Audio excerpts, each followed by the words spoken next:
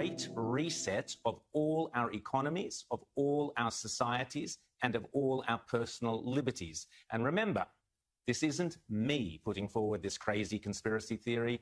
This is them. Now is the historical moment, the time, not only to fight severe virus, but to shape the system.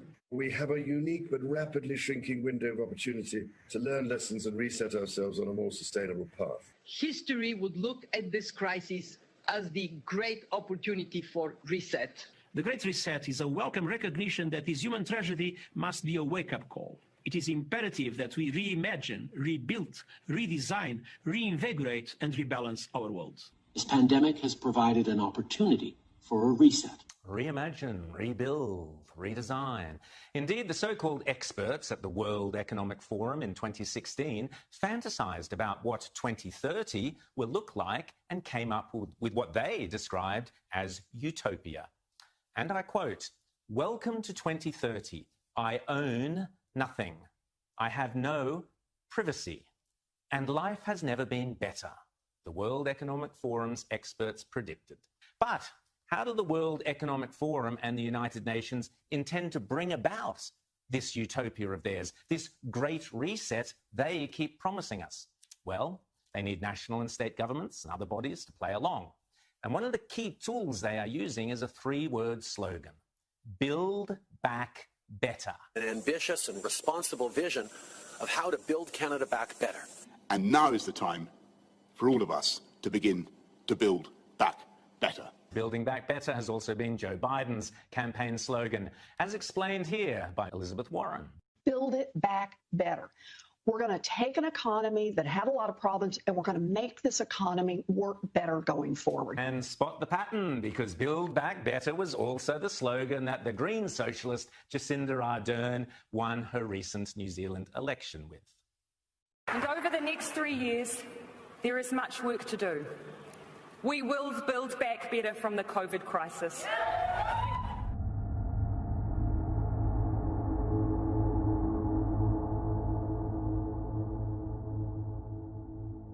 And you know, he lies to you.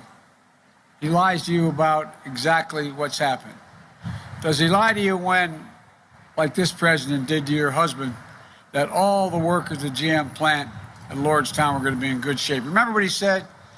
You said it, Tiffany. He said, don't move.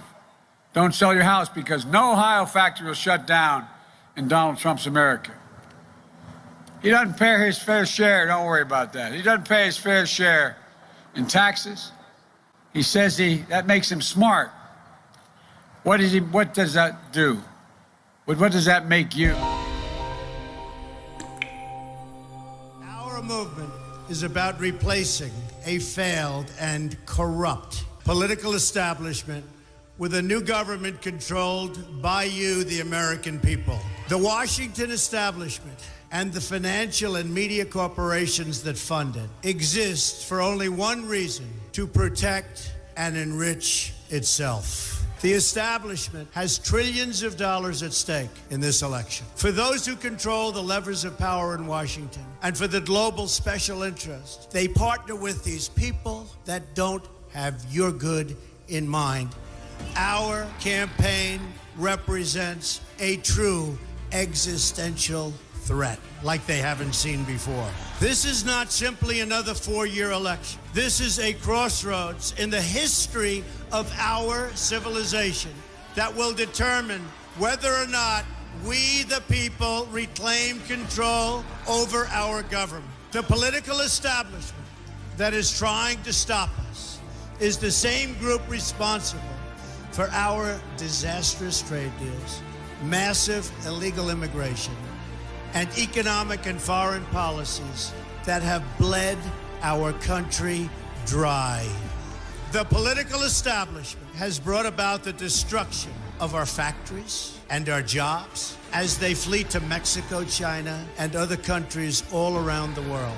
It's a global power structure that is responsible for the economic decisions that have robbed our working class, stripped our country of its wealth, and put that money into the pockets of a handful of large corporations and political entities.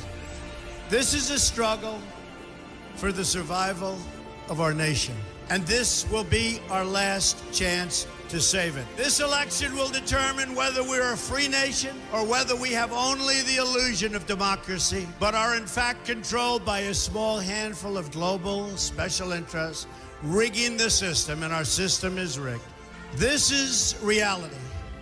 You know it, they know it, I know it, and pretty much the whole world knows it. The Clinton machine is at the center of this power structure.